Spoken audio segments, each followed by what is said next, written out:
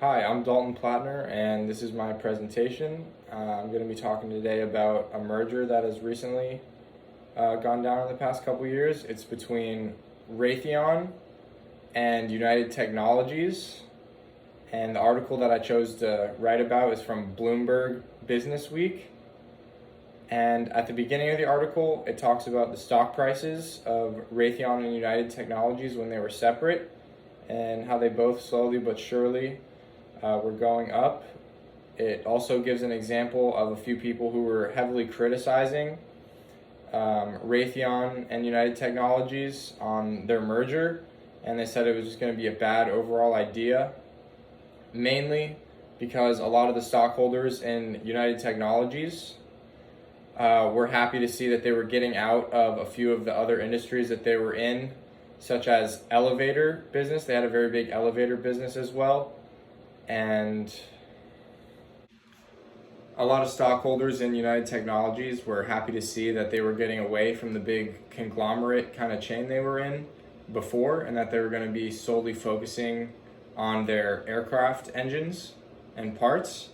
And a few people thought it would be a bad idea to partner up this aircraft engine manufacturer with a weapons defense manufacturer. And there were a lot of critics saying that this would be a terrible idea, and Bloomberg Business Week describes how the people are now very happy that this merger actually went through for a number of reasons. One of the reasons is the stock price went up. Another reason is that cash flow has been very good for both the businesses, and they do not seem to be on the decline in the near future. Another reason this merger turned out to be so successful is due to COVID. A lot of airline companies had to lay off a lot of workers, and in turn, that means the airline industry is just going to be overall worse. So United Technologies was having would have been on their own having a pretty tough time here with the coronavirus pandemic. But when they merged with Raytheon, they managed to avoid mass layoffs compared to one of their rivals, General Electric, who ended up cutting 25% of their aviation unit employees.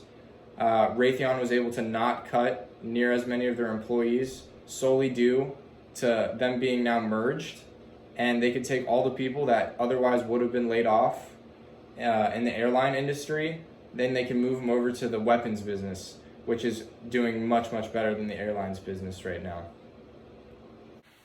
This article relates to what we did in class in a lot of ways. I think the first way is mostly through Chapter 9, through global mergers and acquisitions. And one of the things that I based this off of in the article, it was what makes for a high quality acquisition decision.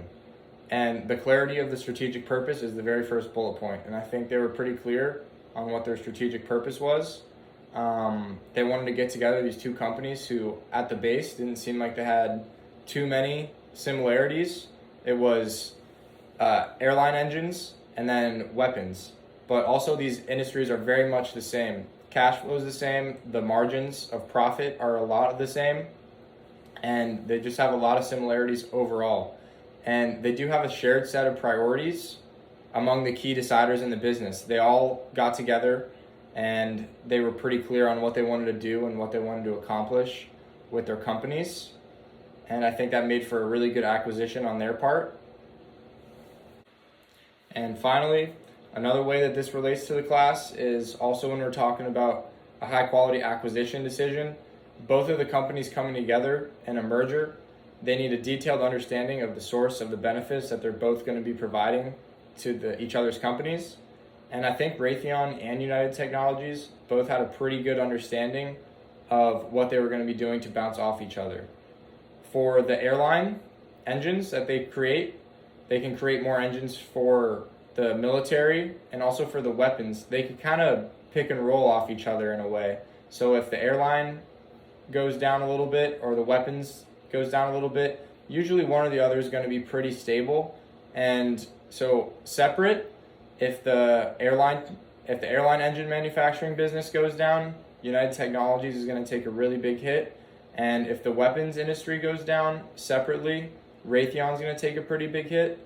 But when they come together as a group and they form a merger, then they both can kind of bounce off each other. And if the weapons industry goes down, they can move those employees over to the airline business. And if the airline business goes down, they can move those employees on over to the weapons defense side. And that was shown during the pandemic here, as I stated before. Thank you.